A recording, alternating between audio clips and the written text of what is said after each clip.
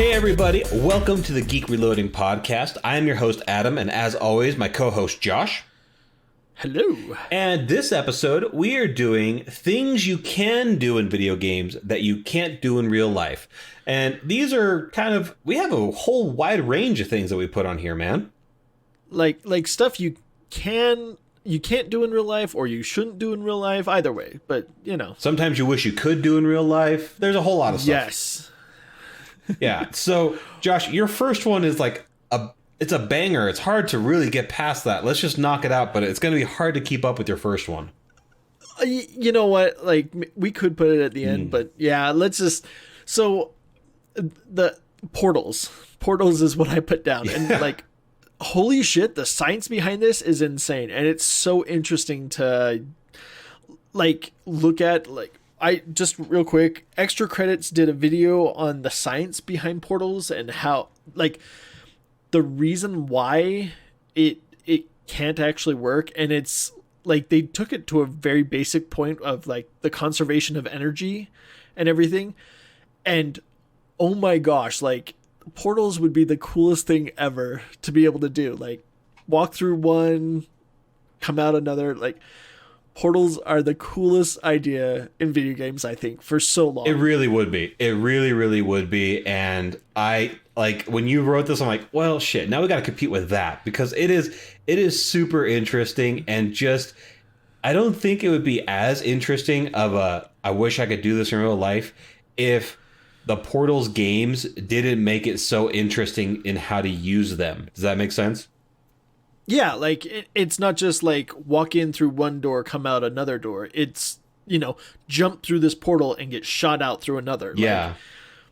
Like the conservation of momentum and everything built into the concept of Portals is such a cool concept, and it made those games so fun. Yeah, for real. They really made you think differently on what exactly it meant to have that kind of capability in a gun. And so it would have been amazing to have a portal gun and Portals. That would be amazing. But yeah. Well, and just like the concept, the original concept was from a indie game called Narbacular Drop, I think. What? And it was, yeah, it was an original concept where it was like you were on this turtle and you created these doorways through, and you'd walk through the doorways. And they hired the creator of the game and pretty much took his whole thing and made Portals what it is. And just it's kind of a simple concept of just walking through one portal to get to another, but what the portal gun did and like just the different levels and the different motions and just such a cool concept. Yeah. I have never heard of Narbacular Drop. That is something I'll have to do some research on. That's pretty cool. I think I don't know if it was even released. I know it was like started to become a thing, and then they were like, we want you, we need you, oh baby, please come work for us. And then pretty much was like, hey, let's make this concept an entire like amazing game style. Like, wow. Yeah. And then the whole, you know, jumping and moving that way, it's such a cool concept. But yeah, when you said can't do in real life, that was the first thing. And it took me a long time to get anything else after that because I was just so excited for Portals. Okay, well, nice. Okay. But yeah, go check out the Extra Credits video on it. It's like 14 minutes or something. I don't remember, but it's so brilliant. It's this science is just crazy behind why it can't work, but it would be so awesome if it could. That's so killer. Yeah. Okay, so this one is just more like a wouldn't this be nice day-to-day kind of a thing, and that is the idea of an inventory carry. So like, for example, on Witcher 3, you start out being able to carry, I think, like 150 pounds worth of weapons and loot before you are no longer able to sprint. You know, like you're able to carry 150 pounds and still run at full speed with no problems, and it's all hidden in your inventory, right? But then like later on, I think it gets up to like 350 pounds or so, And so wouldn't it be nice if you could inventory carry stuff, where you could carry your entire house and the fridge in this magical inventory that only shows up when you're in a menu, but then the rest of the time you're just stylish with just your sword on your back? That would be nice. Yeah, like you could carry everything you wanted, or even take it the next step, and like some of those games where you don't have a limit. Yeah, like, you can do whatever, but you can carry 1,000,000 pounds. Yeah, of potatoes or pies or whatever, and it's you're good. Like, I love that concept too. Yeah, it sounds like a lot of potatoes and pies when you put it that way, but realistically, it probably isn't. It probably isn't. Hey, it's probably more than you need. Let's just say that. But on this, another cool concept is from a book called How to Defeat a Demon Lord in 10 Easy Steps. Mm-hmm. Like, the whole kind of concept is the main character becomes a bag mage, and she has this inventory that she can literally put stuff into. Yeah, read the book. It's such a cool concept. But yeah, like, she has this inventory that she can put, like, there's weight limits and everything, but she gets better, and like, it's cool. It's such a cool concept to think of it as out of a video game, but still in that concept. Huh. Yeah. The entire idea of fast travel, just the time you would save by being able to just jump from place to place to place, and just the idea of everywhere is just a quick, a quick loading screen hint away. That would be so nice. So nice. Well, like Mindy said, she was like, if she could have any magic power, she would want to apparate from Harry Potter. Yeah. And I was like, that makes sense. It would be really cool to just be able to, it's Jumper, the old movie Jumper. Oh, goodness. Yeah. But, the whole fast travel, like, yeah, I wouldn't mind, seeing a hint screen on how to be better at life. Yeah. If you could just fast travel in life, that'd be amazing. Yeah, that's something, traveling from anywhere, just, it takes up so much time in life in general. And like, I don't know why, but for some reason, like, an hour-long car trip really didn't faze me ever, right? That kind of stuff didn't bother me. But when I traveled for work and we went to Ghana, and it was like a whole day of traveling just to get to your destination, I have never been more like just dog beat tired, just completely wiped out from just the stress of layovers and flights and not being comfortable, just being uncomfortable for that long.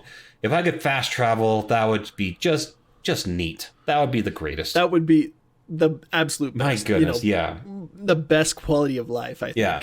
Speaking of feeling run down or feeling crappy, my next one definitely is just part of that. It would be nice if the idea of revives and potions was a real thing. Wouldn't it be nice if you fall off a roof and you take a potion and you pop right back up? No need for insurance, no need for having to deal with the doctor, stuff like that. That would be just nice. And with that, like antidotes. Yeah. You get sick, you just chug down an antidote and you're fine. You're good. If only. My goodness. Or even let's take this a couple steps further and be like, hey, you know what? I got a house to move. I'm going to take a strength potion and, start carrying all my shit out by myself. Right. Yeah. That would be so fun. Potions and... It would be nice. It reminds me, there was a meme or something like that where it's like a character doing that, like acting all powerful, and then it goes to show the boss at its very last level, and then it's like when you see the boss using potions and revives, and it gives it that what the fuck look. Like, it's funny in games that we're allowed to use thousands of potions and revives or whatever, but as soon as an enemy does it, you're like, hey, that ain't fair. What the fuck, man? This is bullshit. You have a health bar, and when it's empty. Don't you dare. How dare you? Yeah, I honestly, like, I had that thought because, like, in Division 2, there are these, like, other enemy, like, they're supposed to be other agents like you, but, like, they'll sit there and they'll hit a, health pack, and you're like, motherfucker. Right? It took me 20 minutes to get you down that far. It just makes you tired. That's all. It makes you really, really tired. You're like, that wasn't part of the deal. What the hell, man? I was so close to killing you, and then you hid like a pussy? Fuck you. And now we have to do this whole dance again. Yeah, exactly. But yeah, it's such a cool concept and idea. Yeah, that is true. That is true. So my next one, and I was thinking this is kind of messed up, but it is kind of a thing, like zombies and all that, like being able to, like, it's sad to kind of look at it as like killing people without killing people, like, and granted, like, that's kind of messed up, but it's also like we need another plague in this world. There's a lot of people in a lot of places, and it's kind of a scary thing. I don't know. Like, I put it on here, but I have a hard time justifying it because this is probably my most favorite awkward moment. You trying to frame this in a way that doesn't make you sound like a serial killer, and I think that's just neat. and it is. It's like, because I put it down there and like completely forgot to put something else on the list, and then I'm like, when I hit this, I'm like, wait a minute, this is kind of messed up. This could make me come off a little bit weird. I might make people uncomfortable. No, here's the thing, man. As much as you're like trying to figure out how to phrase this the way you want to phrase it and everything, no, it's true. There's a reason why zombie movies and zombie games and everything else are so prevalent and popular, because there is this idea of you can kill all these things that aren't people. It's not something that it's like, I want to hurt people. It's like, no, it's a zombie apocalypse and I'm fighting a foe, but it's a foe that you don't have those human concerns about because they're zombies. They're not people anymore or whatever, right? And it's fine. Yeah. I think that if people think about it too long, they're going to feel uncomfortable because they're deep diving further. But anytime someone plays a zombie game, anytime someone watches a zombie movie, they aren't thinking, oh, those are all people, unless you're talking about, Walking Dead and you're going to have a sad trip. But the rest of the time, when it's like Left 4 Dead and all those kind of games, you're trying to mow down a opposition that has thousands. That's all. A wave of enemies, not people. Yeah, exactly. So I was just going to let you flounder for a bit. It happened. Totally worth it. Yeah, it is. It is one of those things because I'm like, I have no desire, despite what the media tells you, I have no desire to kill people. Yeah. Like, I've played video games all my life and no desire to kill people. Yeah. Don't want to do it. Don't worry, man. But you got caught in that overthinking loop. That's all. Oh, man. I'm glad you let me flounder, but also thank you for saving me. Yeah. I needed to drown a little bit, but I appreciate the life preserver. Once I was like, oh, this is a bad thing. It would have been a total dick move if I just let it happen, because I already knew like how I was going to try and phrase it. So I'm not going to leave you hanging, buddy. I got you.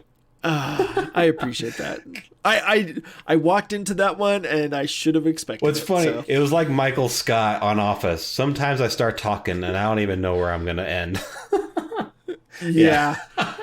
It was one of those things because like I had a little bit more of like the Dead Rising like weapons and stuff, like being able to create these weapons, but then I was realizing that's kind of messed up. Some of these weapons you could make and they would just hurt people, and why would you want to do that? Like I said, you got too far in your head, because if you just left it at, it would be awesome to have Dead Rising's lawnmower zombie killer, then you could just have a fun time, but then you grew a conscience. You shouldn't do that. That'll get you in trouble. Don't do that. With gaming, you shouldn't have a conscience. Just smile and nod. It's easier. Okay, so another one that I think that everybody has talked about this one way or another. It's the idea of you just in most games you gain experience from doing pretty much anything. Like you gain experience from working out 3 times on Grand Theft Auto San Andreas, and then you are jacked. You're like max cut, stuff like that. Or you take a few super weak sauce missions and you level up like 3 levels, and then you're super overpowered. Wouldn't it be nice to feel like overpowered in the real world after mowing the lawn 4 times in a row? it really is one of those things. Like it's a really interesting concept, because I've been watching a lot of videos and like reading about like gamifying your life, and I'm sitting there going, in games, like both of us, we love to grind. Like we want to be overpowered, and we've grinded on games for so long just to, you get super overpowered in games. Like I sit there and go, so why don't I work out? Because that's just grinding levels, isn't it? Like, it is. It totally is. And it's like, I should be doing this. I should just work out, just grind those levels and get, swole. Like, it's something interesting. But yeah, like, it would be nice to be able to get those kind of, the attaboys at, hey, you brushed your teeth, good job. +1 to health, know? Like, just having that little pat on the back of, you did a good thing here. Speaking of gamifying, like they talked about how gamifying in apps and gamifying in health and gamifying in life is actually kind of the next big thing. And what I mean by next big thing, it's been happening for a long time now, already over a decade. But they talked about how gamifying goals and things that you are trying to attain has actually made it so that more people are able to achieve their landmarks in their lives than they used to. And they're talking about how gamifying apps for example, like MyFitnessPal or like Fitbit or whatever, they'll gamify stuff like, oh, you climbed Mount Everest in steps over the last year. Oh, you burned more calories today than you did in the last 3 months, and they give you like a badge for it and stuff, right? These things where they're creating gamifying levels to help you overcome obstacles or achieve goals, that the gamifying of life is very real now. Think about, like, if you've ever owned a Fitbit, if you've ever had any sort of app that rewards you for showing up, like whether it's a McDonald's app, you showed up and you checked in 4 times and they'll give you a chance to win a prize. All these kind of things are about engaging people in long-term results for a certain specific goal. And it's pretty interesting. I had one of those, the earlier Fitbit bracelets, and I had that 10,000 goal and all that, and the pattern of the little buzz when you hit that goal, it reminded me of the Final Fantasy VII. The fanfare? When you won the game, and I realized, like, I started craving that, and I would literally play the do do do do do in my head every time that went off. So I realized, like, I'd be like, you know what, I got to go and take a walk outside because I got to get this step goal. Yeah. Like, and because I wanted that fanfare. Dude, there have literally been times where my wife was like 80 steps off. She's already ready for bed, and she'll just do laps around the bedroom just to get those 80 steps. And then she'll be like, I got it. And it really does. It does that level of gamifying your life, does make it so that there's that new level of incentive outside of checking a box or whatever. If you can give people a score to achieve or a goal to achieve, and you can reward it with a badge or with a fanfare, it makes people more engaged. Yeah, and I think this is actually something we should actually do a whole another podcast about. So I think we should just walk on from there. Okay. So yeah, because I love this concept and I could talk for hours on this. All right. On the exact opposite of bettering yourself, like in video games, you can eat everything and not have a problem. Like you need to gain health. Okay, well, eat 20 rolls of cheese. Like, who cares? That's fine. Just go ahead, do it, and you'll feel better. Right. Like, the whole concept of just eating to gain health. It's crazy. Yeah, and it's funny because that was like in the most rudimentary way of gaming way back in the day. How can you translate that your person is going to be revived?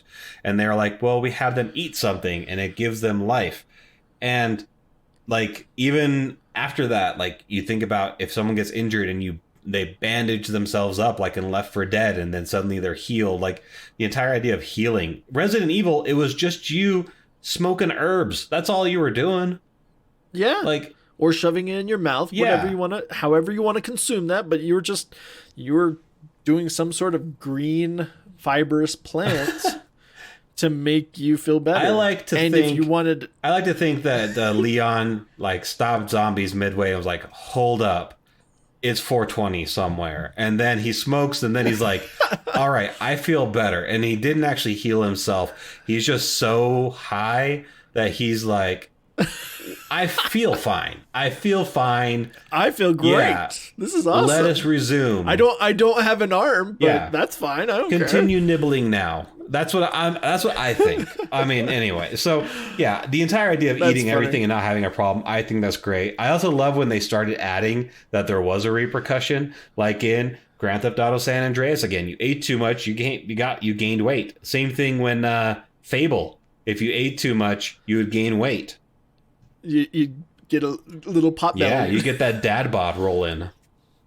Exactly. Or now, like in Noita, like if you consume too many potions, you'll get sick and you'll start throwing up, and you're literally throwing up puke. Like, that's so funny. Through the game, it's crazy. Yeah. So this one, it's something that's very relevant in RPGs, especially, and it's something that it's just kind of weird to think about because in the real world it just doesn't really happen, and that's like you randomly meet somebody. There's 20 minutes of exposition and they decide, well, I guess I'll follow you for the rest of this journey and possibly die. Like that's like just randomly meeting somebody and they join your party, as so to speak. Like if you think about Final Fantasies, the old school ones, you would have a 3-4 sentence conversation and then there would be this little banner that would pop up that would say, this person has joined your party. Yeah. Like, people are leaving their livelihoods, their homes, their families to just gallivant with a stranger off into the sunset. Who knows what'll happen to them? Who knows what's going to come up? You know, they got to go and do this quest, so they're gonna just party up with you. I mean, yeah, that is pretty awesome. Yeah, it would be nice to just be able to like gain people for your party. Like that being, motherfucker, I gotta move a house. I need you to join my party. Right. That being said, there are times in this world where just somehow you kind of get synced up with somebody and they do, in a sense, join your party and they become like a lifelong friend. And you're like, when people are like, how'd you guys meet? And it's like, kind of dumb, but we met this way.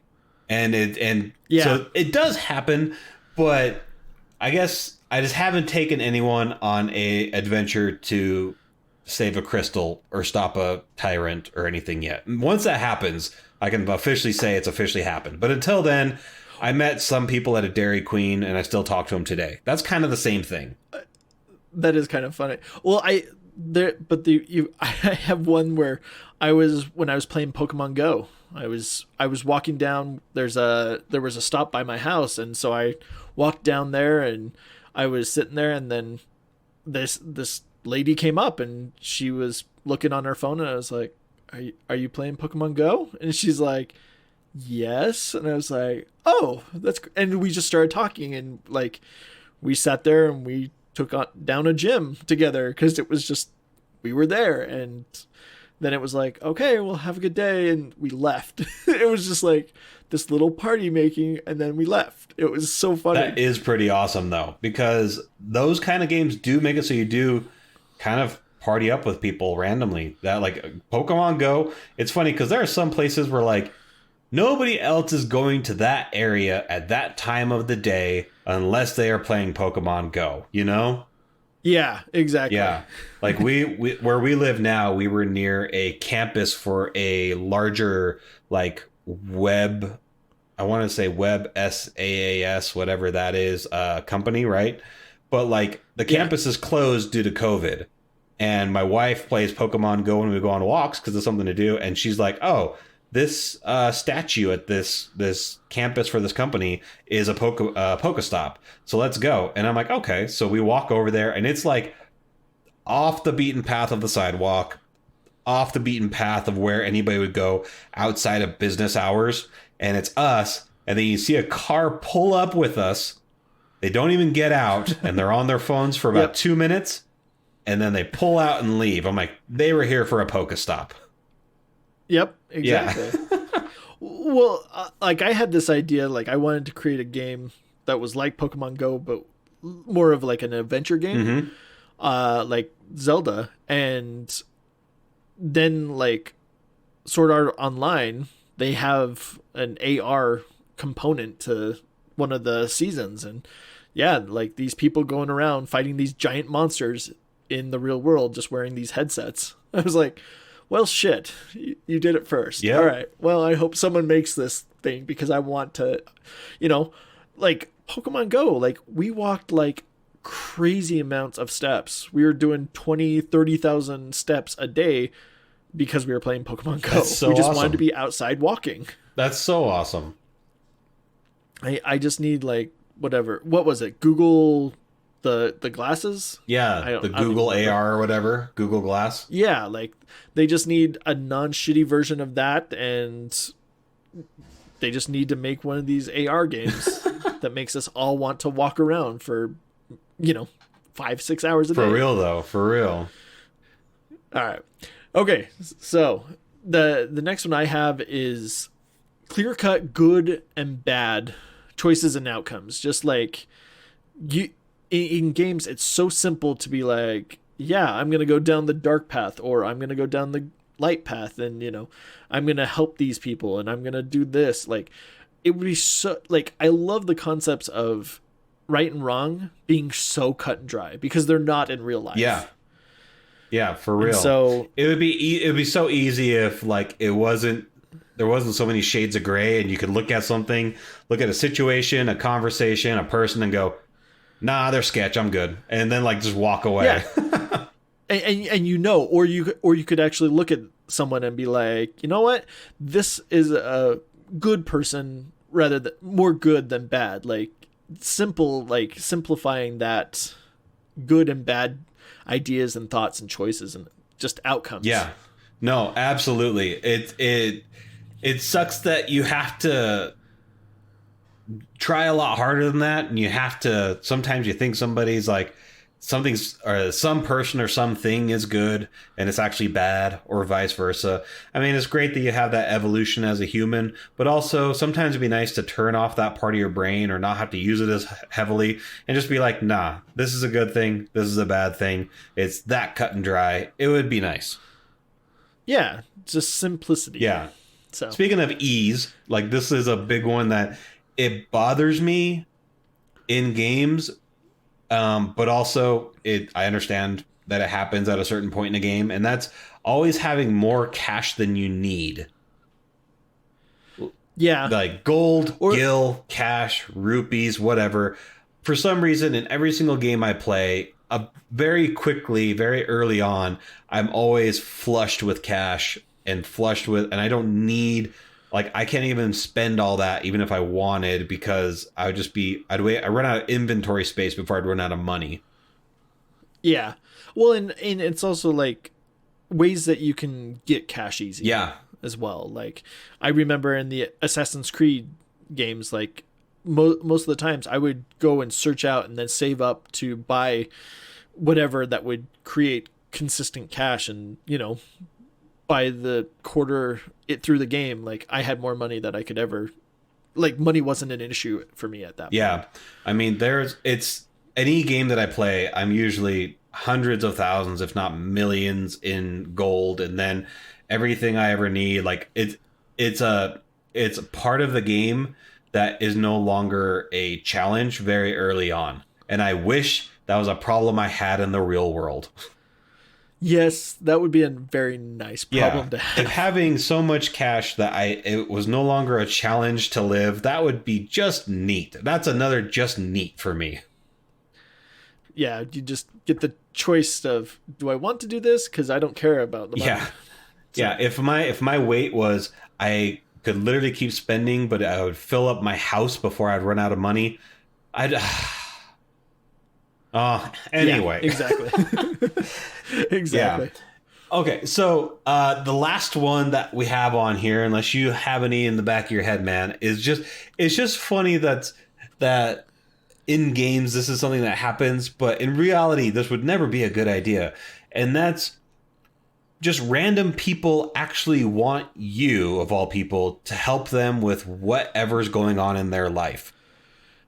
Like, and granted, maybe this, when our world becomes more of a kind place, this might be a thing. Like, hey, I need help with, collecting eggs for my chickens. Like, anyone want to help me? Some of these things seem totally plausible. Yeah, I could do that. But if somebody's like, help, my son's been missing in the woods for days, I'm like, bitch, that's not a problem that I can help you with. Let's call the police. Yeah. Like, the police. That's a job for a park ranger, yo. I can't help you with that. Or like, help, I need to put together this vehicle. I'm like, cool, I'm not a mechanic. I never took shop. Why are you talking to me? Hey, maybe this is just a call to action of get good, scrub. No. Maybe you need to become that super park ranger mechanic, egg collecting guy to be able to do all these things. I invested all of my skill points in computer-based programs. That's all I did. That and weight training. So I'm a full-on tank with no extra skills whatsoever. And so if we were going to gamify what I have, that's where my points went. And it's done well for you. I mean, come on. All I'm saying is just people who come running out of the woodwork to shout at a player to do quests, and then you're like, yeah, I can help you with that. There are many things that if someone were to ask something even a fraction of the difficulty in the real world to me, I'd go, yo, that is the job for a professional, and I do not want to be held liable for doing it improperly. That's all I'm saying. I got one. Okay, let's hear it. I got another one. Last one, real sorry. There's no apologies. That's why I was asking, because we had a few, but it's interesting to think about things that you could do in video games that you want to do or don't want to do in real life. I think more than anything else, I want a system in place to show me persons of interest. Oh, yeah. Like, you know what? If I talk to this guy over here, I know I'm gonna get something or find something or be put on a path of something that's going to help me out. You obviously haven't hung around downtown lately in Salt Lake, have you? Because trust me, there are plenty of people, when you look at them, you go, if I approach them, something interesting will definitely happen. Okay, interesting is one thing. I mean, I could probably find enough interesting people to add some spice to my life. I'm talking about like those quests that are gonna, further my life along. Yeah, that's true. Like, that's the thing. The interesting thing that they might show you is an alleyway where you're gonna get stabbed. That's true. Yeah, but exactly. Like, I don't think that's gonna further my life too well. I don't think it's gonna be like a super plus. That's true. So also, you know what? Just to piggyback off that, I feel like there should be more treasure chests in the world. There should be more just random things that you can pick up and you go, hey, this has value and I get to keep it. I think that there should be more of that around. I found this, and even better, it would be better if it was like everyone could find it. So it's an instance for you alone. Mm-hmm. You get the random chest, and so does everyone else. Yeah. So you'd have people be like, dude, there's a legendary chest down this hallway. Like, come on, hurry up. Yeah. Do you want to hear like the saddest reaction to all of like geocaching, where like you go to different locations and there's stuff there and whatever? When I first learned about geocaching, when it was in its infancy, I'm talking like high school, earlier on than high school even, people are like, yeah, we're going geocaching with this GPS tool. And I'm like, what does that mean? They're like, oh, we go to these cool points and people will leave things. And I'm like, that sounds awesome. That does sound like treasure chests, right? But yeah, no, you go there and there's like a piece of paper and you write your name on it. And I'm like, this is the biggest letdown ever. There's nothing here. Why would you try and entice and say that this is the most awesome thing? That makes me sad. That's sad. It's the search and all that, but without the payoff. And I understand. Like, you know what? I understand. It is kind of a letdown. Oh well. But yeah, that would be awesome. Just be like, dude, legendary treasure chest. You gotta check it out. Yeah. Seriously, a legendary? All right, let's go. If only. You know, dude, like, this world would be better. So that's our interesting list of things that you can do in video games that you can't do in real life. Dude, this was a little bit more. This one, when I suggested it, I'm like, I feel like there's a good amount of things we could think up, but I was still like in the back of my head, I hope we have enough things. But this was a pretty fun list.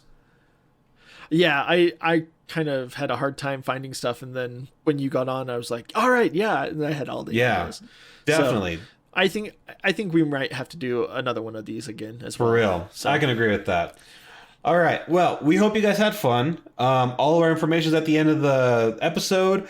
If you have any suggestions for new episodes, as you can tell, we're kind of breaking out of our regular little cookie cutter ideas and everything. We'd love to hear any if you have any suggestions. And yeah, thanks for listening, and we will talk to you next time. Bye. Geek Reloading Podcast with Adam and Josh. Follow us on Facebook, Instagram, and Twitter. Have a question? Email us at geekreloading@gmail.com. Theme song titled Rocket by Kevin MacLeod. You can rate, review, and subscribe to our podcast on your preferred podcast service.